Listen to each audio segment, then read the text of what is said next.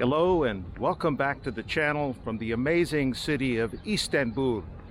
I arrived here a couple of days ago after a 13-hour flight from Los Angeles, and I've been blown away by the incredible sights and sounds of this colorful and cosmopolitan city straddling Europe and Asia.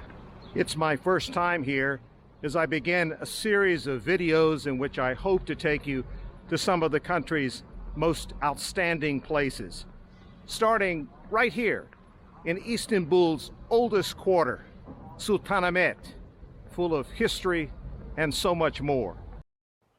Nowhere is that history more palpable than in the city's iconic Grand Bazaar.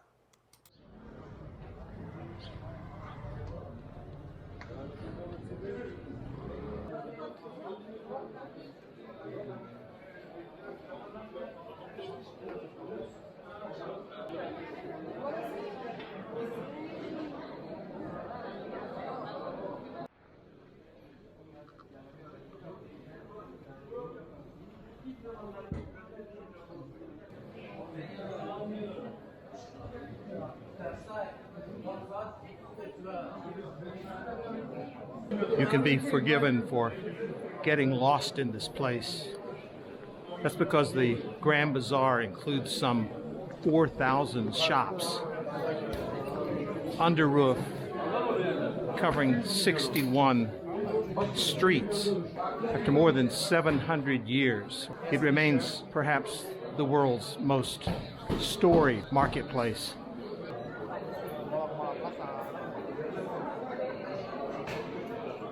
Okay, so let's say you're a shopper and you're looking for fill in the blank. Whether it's apparel, kitchenware, candy, foodstuffs, jewelry, the list seems to be endless. The only thing I have not seen here are appliances, and I wouldn't bet my last dollar that there aren't any here.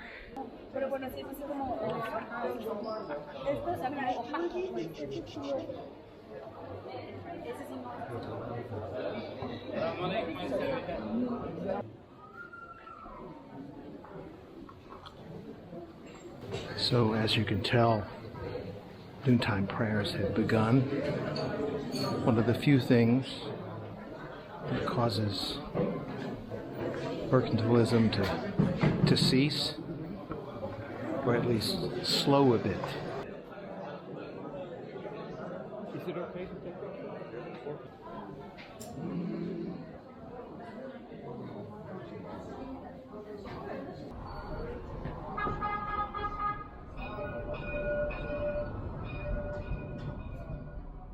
Whether in or outdoors, prayers of the devout are part of the landscape here.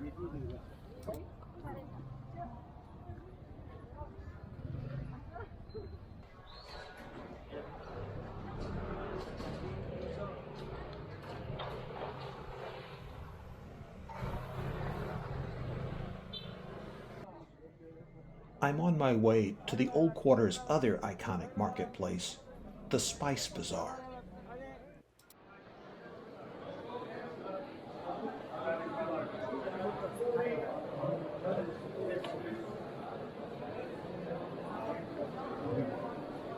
The Spice Bazaar is sometimes called the Egyptian Bazaar, and even the Egyptian Spice Bazaar, which is a bit confusing given the tenuous relationship this place has with Egypt. The reason for the association is that the Ottomans, when they built this place, used funds from the administrative district of Egypt, over which they ruled at the time. But as in so many cases, the name just stuck.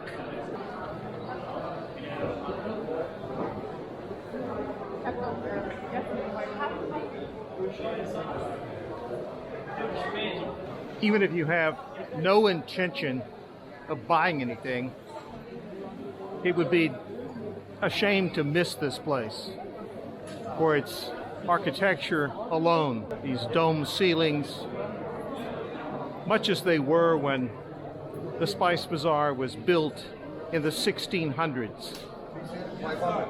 Originally, of course, this was the place in old Istanbul to buy spices from near and far.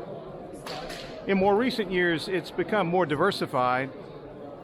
There are various things sold here other than spices, but they remain in the minority.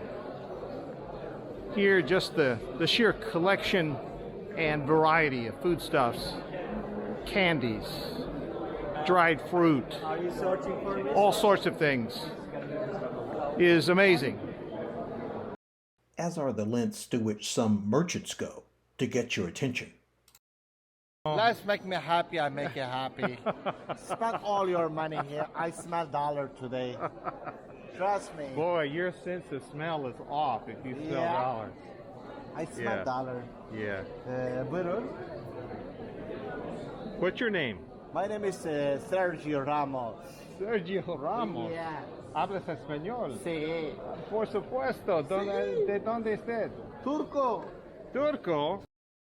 I don't know about Sergio, but this is Mohammed, and he sells a lot of spices, as well as the country's staple sweet, Turkish delight. It's made of honey, 100%, no sugar, no collagen, no gluten. Actually different flavors. You can make a mix in this kind of boxes. And with vacuum seal, we can keep it fresh more than 6 months. Chocolate with a blackberry, pomegranate, pistachio, almond, pistachio with Turkish halwa, Nutella, and blueberry as well, grape, tiramisu. All different flavors and same price, so you can make a mix. What does a box cost? Like this? This box, like 2 kilogram. Kilogram, it will be 320. Yeah. That means 640. Yeah.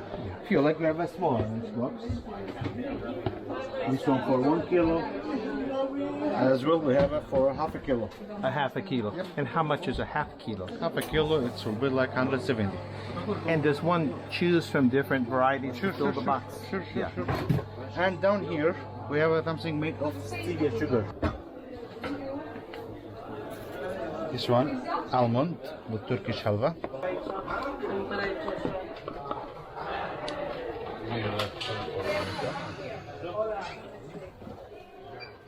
And we will try this one here. Pomegranate. Yeah, the stevia sugar.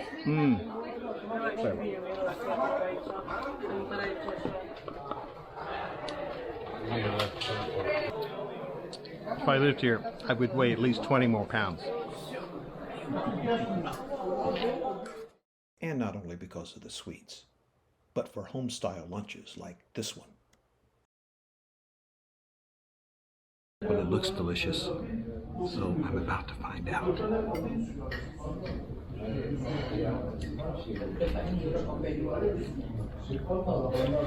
Oh boy, that's good.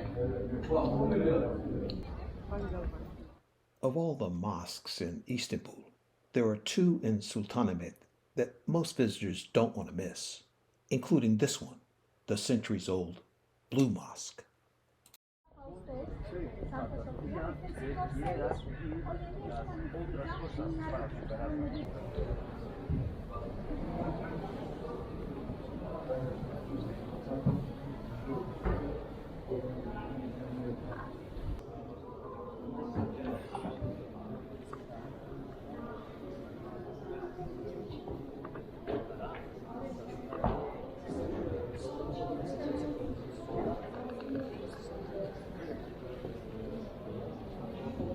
There are always lots of tourists at the Blue Mosque, but even though there appear to be many here now, it is not nearly as crowded as it ordinarily would be, and you can judge from that by the emptiness of the shelves containing shoes, which of course cannot be worn inside the mosque. It just so happens there's restoration work occurring. There are partitions that have closed off the area, restricted the area that people are able to walk around in, essentially confined to the center of the mosque.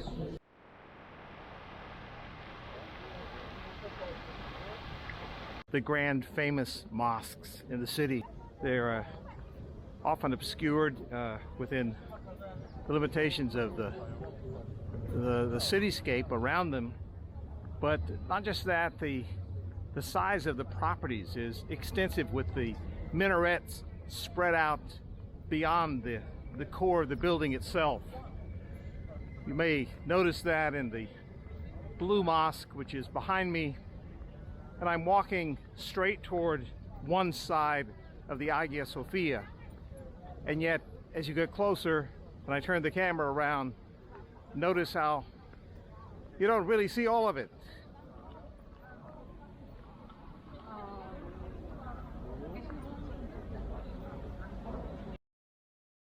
The Hagia Sophia is among the most iconic places of worship in the world. A flagship of Christendom when built 1600 years ago, it became a mosque under the Ottomans and a museum under the Turkish Republic. That is, until recently.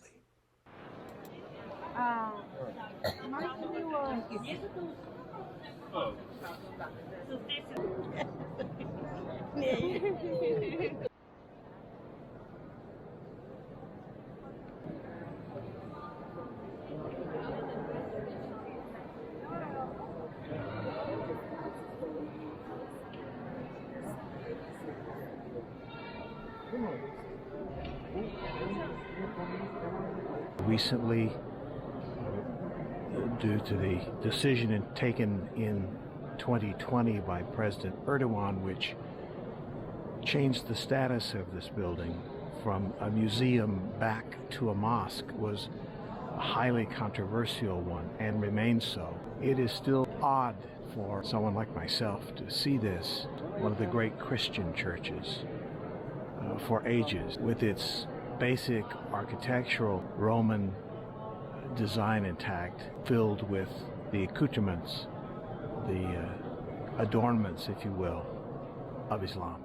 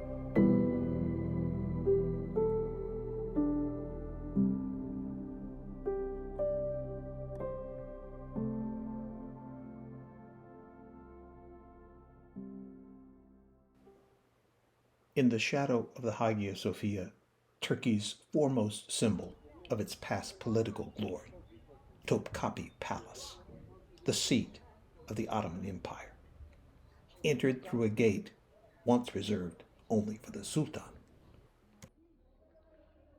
where for centuries in this very chamber, the most powerful leaders on earth were obliged to pay their respects.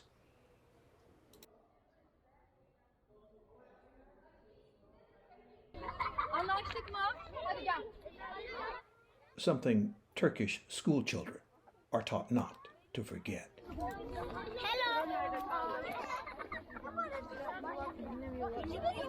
The Ottomans began building this place in 1459, just a few years after the conquest of Constantinople. And they chose to build it at an exquisite spot on a hill which was the Acropolis of ancient Byzantium, and with a view overlooking the so-called Golden Horn, where the Bosphorus Strait meets the Sea of Marmara. Of the places inside the palace, probably none captures the imagination more than its sprawling harem, which for nearly 5 centuries housed wives and concubines of the sultans. The harem consists of nearly 400 rooms and numerous buildings connected by hallways and courtyards.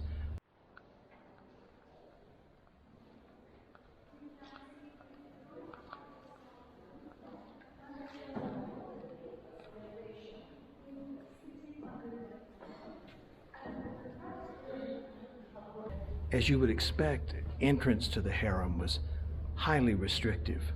There were no outsiders, only the Sultan's mother, who in later times supervised it, along with the Sultan's wives, concubines, children, and their servants were permitted inside.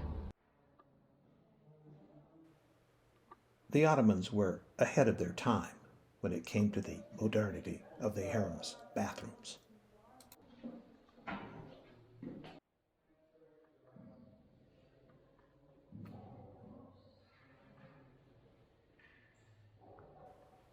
For the added protection of a royal wife or concubine while nude, a caged area with a lock on the inside for which only the bather had the key.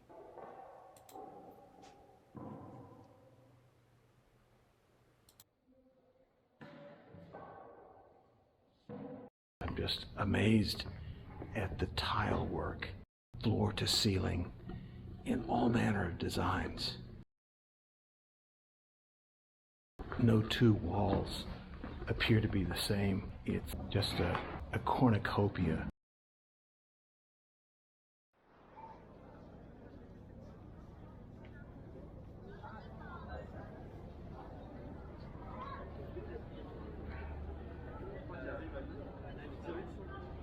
The cost of entry is 200 lira, which is about $14 US. And you can pay an extra 85 lira and have access to the harem. That includes an electronic listening device, which makes it really nice if you want to linger here.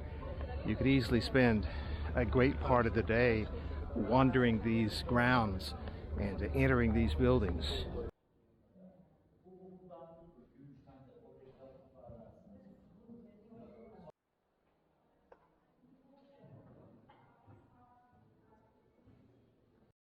And finally, I would say, as with any of the great sites in Istanbul's oldest quarter, feel free to bring your inner child along.